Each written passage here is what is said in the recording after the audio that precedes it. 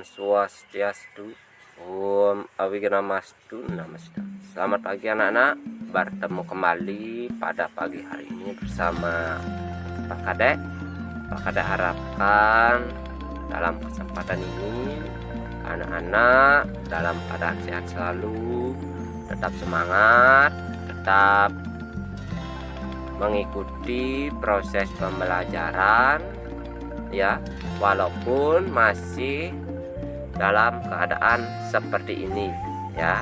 Maksudnya karena pandemi ini belum berakhir, anak-anak masih belajar daring seperti itu ya. Nah, pada kesempatan ini Pak Kadek tetap mengingatkan anak-anak ya, agar selalu mengikuti protokol-protokol kesehatan yang telah ditetapkan oleh pemerintah, seperti ya 3M. Nah, apa saja itu 3M-nya? Yang pertama adalah menggunakan masker ya, menggunakan masker, kemudian mencuci tangan, kemudian yang terakhir adalah menjaga jarak. Nah, inilah yang disebut dengan 3M. Nah, selain 3M ini, anak-anak harus tetap melakukan persembahyangan setiap hari di rumah ya. Jangan sampai anak-anak bolos, istilahnya bolos, tidak pernah melakukan persembahyangan atau melakukan puja trisandiu ya. Jangan sampai itu dilanggar. Itu wajib untuk anak-anak sebagai rasa keyakinan kita ke hadapan ide Sang Hyang Widiwasi. Nah, baiklah anak-anak, pada kesempatan hari ini Pak Kadek tetap akan di materi Atma ya, materi Atma yaitu KD 3.1, memahami Atma sebagai sumber hidup bagi makhluk hidup. Nah, ini adalah kompetensi dasarnya, masih sama di pertemuan kedua. Kemudian tujuan pembelajarannya adalah siswa dapat menyebutkan dampak ya bila Atma meninggalkan badan. Itu 3.1.4. Kemudian 3.1.5, mengidentifikasi fungsi dan sifat Atma. Dan yang terakhir adalah menyebutkan manfaat dalam makhluk hidup. Nah, itu adalah tujuan pembelajaran pada pertemuan hari ini. Nah, kemudian kita lanjutkan lagi. Nah, di pertemuan yang pertama sudah Pak Adek jelaskan bahwa Tuhan itu menciptakan makhluk hidup beserta isinya. Nah, di pertemuan minggu lalu ya, ada yang disebut dengan manusia, hewan, dan tumbuhan. Untuk manusia, hewan, dan tumbuhan ini bisa bergerak karena ada Atma. Nah, apa Atma itu? Atma itu adalah percikan terkecil dari Tuhan ini. Percikan terkecil dari Tuhan ini. Percikan-percikan terkecil dari Tuhan, itulah yang disebut Atma, yang ada di setiap makhluk hidup ya, yang ada di setiap makhluk hidup. Yang pertama ya, yang pertama ada yang di Atma yang ada pada manusia disebut jiwatma. Ini jiwatma, ini Atma yang ada pada manusia. Kemudian janggama, nama Atma yang ada pada hewan. Kemudian Atma yang ada pada tumbuhan disebut stawara. Hanya namanya saja yang berbeda, tetapi yang ada di dalam tubuh manusia, hewan, dan tumbuhan itu adalah Atma. Satu, yaitu Atma. Cuma pada saat dia Atma itu ada dalam manusia disebut jiwatman. Kemudian pada saat Atma itu ada di hewan itu disebut dengan janggama. Kemudian pada saat Atma itu ada di hutan, di dalam tubuh tumbuhan itu disebut stawara. Ya, ingat ini anak-anak, ini adalah hal yang sangat penting untuk anak-anak ketahui. Kemudian kita lanjutkan lagi. Nah, ini lihat anak-anak gambarnya.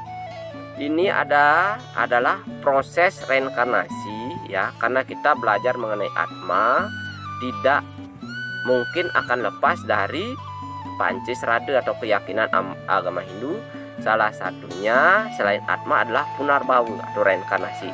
Nanti pada saat pelajaran Punarbawu ini Pak Kadek akan jelaskan di kelas 4 seperti itu. Inilah, coba anak-anak pahami, ada dari bayi, terus kemudian tumbuh ya, dari remaja, dewasa, tua, terus lebih tua lagi, kakek nenek, dan akhirnya meninggal seperti itu. Inilah proses sebuah kehidupan. Nah, Atma juga seperti itu. Nah, bagaimana? Karena kita itu sebagai makhluk hidup yang pastinya akan meninggal, bagaimana setelah itu? Nah, itu nanti akan kita bahas lebih lanjut lagi. Lanjutkan lagi. Nah, ini apa yang terjadi bila Atma meninggalkan badan? Nah, apa yang terjadi? Nah, kalau anak-anak mungkin pernah memiliki hewan peliharaan, mungkin anak-anak ada kerabat keluarganya meninggal. Nah, misalnya saja ada hewannya meninggal, nah, kan ada saja memiliki hewannya meninggal, mungkin ada kerabat keluarganya seperti kakek atau neneknya. Nah, berarti Atma yang ada pada hewan itu lah pergi, anak-anak, lah pergi berarti hewan atau peliharaan anak-anak itu meninggal. Jadi ketika Atma itu pergi berarti orang atau makhluk hidup itu pasti akan meninggal seperti itu.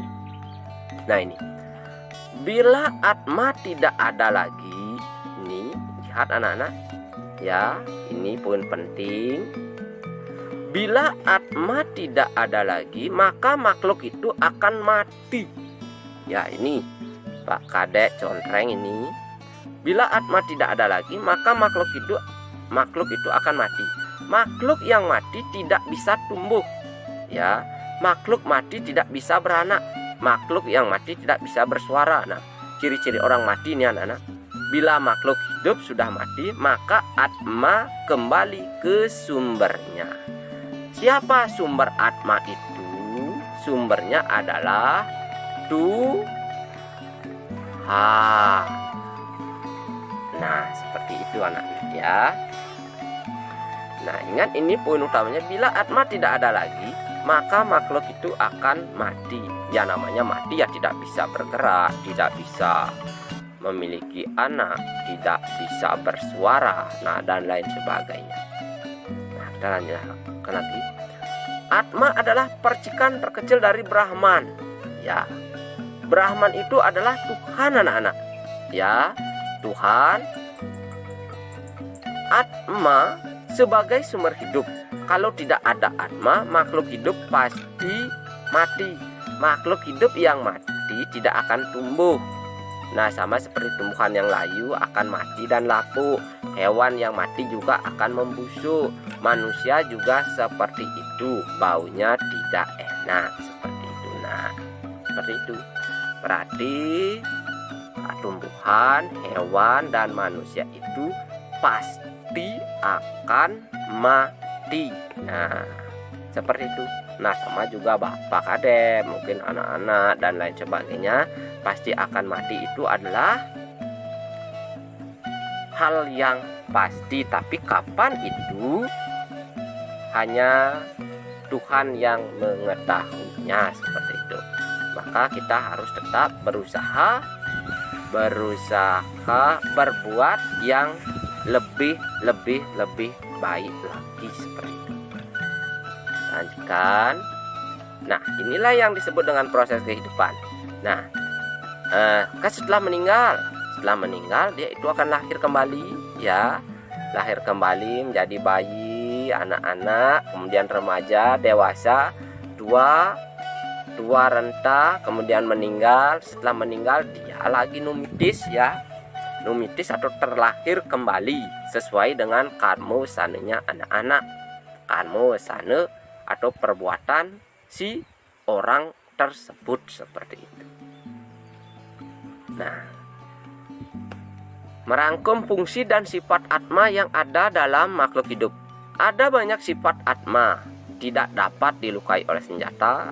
Ada sifat-sifat atma itu yang salah satunya tidak bisa dilukai oleh senjata, ya, tidak bisa dibakar oleh api, tidak bisa terkering oleh angin, tidak basah oleh air, kekal abadi, ada di mana-mana. Ada yang seperti itu anak-anak. Nah, mungkin akan Pak Kada jelaskan lagi, ya. Nah, ini di dalam Bhagavad Gita ada 10 sifat atau sifat-sifat atma, ya, ini dalam Bhagavad Gita. Yang pertama itu tidak dapat dilukai oleh senjata. Ini pertanyaan ini sering sekali keluar anak-anak. Tidak dapat dilukai oleh senjata. Nah, ini kurang kecil gininya ini, ya. Tidak dapat dilukai oleh senjata. Nah, maksudnya kalau bahasa Balinya itu kebal anak-anak. Kebal itu artinya tidak dapat dilukai oleh senjata. Entah pakai parang, entah pakai celurit, ya itu kebal anak-anak. Nah, mungkin anak-anak pernah menonton bagi yang kerangsukan itu, kan ada kerisnya yang seperti ini, ya, seperti kerisnya itu, ya itu kebal anak-anak. Berarti pada saat itu ada Tuhannya di sana, ya. Tuhan itu atau atma itu tidak dapat dilukai oleh senjata. Disebut dengan acedya, ya, acedya. Kemudian atma itu tidak terbakar oleh api, tidak terbakar oleh api, ya. Ini disebut dengan adahya, adahya. Kemudian tidak dapat kering oleh angin. Mungkin kalau anak-anak sedang menjemur pakaian kan kering. Kalau atma itu tidak dapat dikeringkan oleh angin. Kemudian disebut dengan akledya. Kemudian tidak terbasahi oleh air. Tidak terbasahi oleh air disebut dengan acesya. Kemudian kekal abadi disebut nitya. Kemudian ada di mana-mana. Nah, Tuhan itu ada di mana-mana anak-anak, ya. Ada sekarang, ada di sini bersama Pak Kade, ada di rumah anak-anak, ada di luar negeri, ada di rumah, ada di sekolah dan lain sebagainya. Itu ada di mana-mana. Itu disebut dengan sarwagata. Kemudian tidak bergerak, dia hanya diam, ya. Tidak bergerak disebut dengan stanu. Selalu sama, tidak berubah, disebut sanatana. Atma itu tidak dilahirkan, disebut dengan awyakta, ya. Tidak dapat dilahirkan, ya, karena dia adalah pencipta alam semesta, ya. Kemudian tidak dapat dipikirkan oleh akal, tidak dapat dipikirkan oleh akal, disebut dengan acintya seperti itu. Nah, ini adalah atma, sifat atma yang jumlahnya 10, ya, yang terdapat di dalam kitab Bhagavad Gita seperti itu. Kita lanjutkan lagi. Nah, atma tidak bisa dilihat, tetapi atma itu ada. Karena atma itu sifatnya gaib atau tidak bisa dipikirkan. Atma memberikan jiwa kepada semua makhluk. Jika atma meninggalkan jasad, maka makhluk itu akan mati. Ingat, akan mati. Makhluk itu bisa hidup karena adanya atma. Ya, seperti itu. Kalau tidak ada atma, ya, kalau atma meninggalkan badan, maka akan mati. Kemudian makhluk itu bisa hidup karena ada atma. Ingat itu anak-anak. Ini adalah poin-poin penting pertemuan kita pada pagi hari ini membahas materi atma. Nah, anak-anak, baiklah. Hanya sampai di sini dulu pertemuan kita pada pagi hari ini. Semoga video pembelajaran yang Pak Kadek berikan pada pagi hari ini bermanfaat untuk kita semua. Ingat, untuk soal Pak Kadek nanti akan share di grup WA lagi. Tetap semangat, jaga kesehatan. Ingat, jangan lupa ya, selalu melakukan persembahyangan atau melakukan puja trisandya di rumah. Baiklah anak-anak, Pak Kadek akhiri dengan para mesanti. Om Santi Santi Santi Om.